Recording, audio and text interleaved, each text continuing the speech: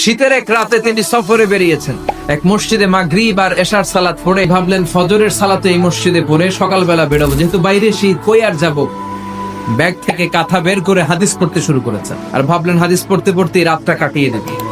কিন্তু মসজিদের দারোয়ান এসে বলে, মুরব্বী, মসজিদে তো থাকা যাবে না, আপনি বেরোন। আহমদ ইবনে হাম্বল অনুনয় বিনয় করলেন। দারোয়ান সে না ছোট বান্দা, সে বলে না, মসজিদে থাকতে পারবেন না, বেরোন। কিছু করতে না পেরে ব্যাগ নিয়ে বের হয়ে গেলেন। প্রচন্ড শীতের রাতে, কনকনে শীতে তিনি কাঁপছেন। চলতে চলতে হঠাৎ দেখলেন একটা বাজার। ওই বাজারে যুবক রুটি বানাচ্ছে। যে সালাম দিলেন, আসসালাম। বাবা, শীতের রাতে বিপদে পড়েছে, যাওয়ার জায়গা নেই। তোমার যে চুলাতে তুমি রুটি বানাও, এই চুলার পাশে বসে যদি সারা রাত আমি কাটিয়ে দেই আর চুলা থেকে আগুন পোয়াই, তোমার কি কোনো ক্ষতি হবে? যুবক বলেন, না না, কোনো ক্ষতি হবে না, আপনি আগুন পোহালে আমার সমস্যা কি? আসেন। ইমাম আহমদ ইবনে হাম্বল চুলার পাশে বসে আবার হাদিস পড়তে লাগলেন। কিন্তু তিনি লক্ষ্য করলেন যে যুবকটা একটু পর পর আওয়াজ করে পড়ে আস্তাগফিরুল্লাহ। আটা দিয়ে রুটি বানায়, পড়ে আস্তাগফিরুল্লাহ।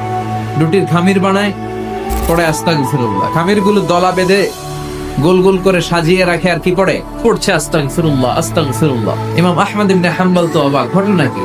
এই যুবকের হলোটা কি? শুধু আস্তাগফিরুল্লাহ। তিনি হাদিসের কিতাবটা বন্ধ করে যুবককে জিজ্ঞেস করলেন, বাবা, আসার পর থেকেই দেখছি তুমি শুধুই পড়ছো আস্তাগফিরুল্লাহ আস্তাগফিরুল্লাহ, ঘটনাটা কি? কেন এত তুমি ইস্তেগফার পড়ো? যুবক বলল, এটা আমার একটা চিরাচরিত আমল, সব সময় আমি এই আমলটা করি, আর সব সময় ইস্তেগফার করার কারণে আল্লাহ তাআলা আমাকে মুস্তাজাবুত দাওয়া বানিয়ে দিয়েছে। মানে আমি দোয়া করলেই দোয়া কবুল হয়ে যায়।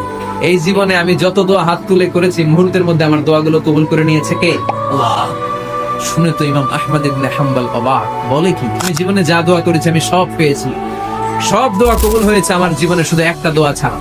আমার যে দোয়াটা কবুল হয় নাই সেটা হচ্ছে আমি আল্লাহর কাছে অনেকবার দোয়া করেছি, আল্লাহ, শুনেছি এই জামানার সবচেয়ে বড় মুহাদ্দিস, তার নাম নাকি ইমাম আহমদ ইবনে হাম্বল। আল্লাহ, তোমার কাছে আমার আকুতি, তোমার কাছে আমার মিনতি, আমি যেন এত বড় মুহাদ্দিসের হাতে হাত রেখে মুসাফা করতে পারি আর তার কপালে একটা চুমু দিতে পারি।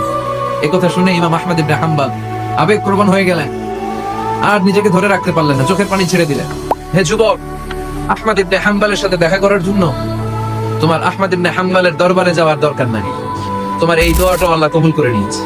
আহমদ ইবনে হাম্বল দেখা দেওয়ার জন্য তোমার দরবারে ছুটে এসেছে, আমি হচ্ছে আহমদ ইবনে হাম্বল।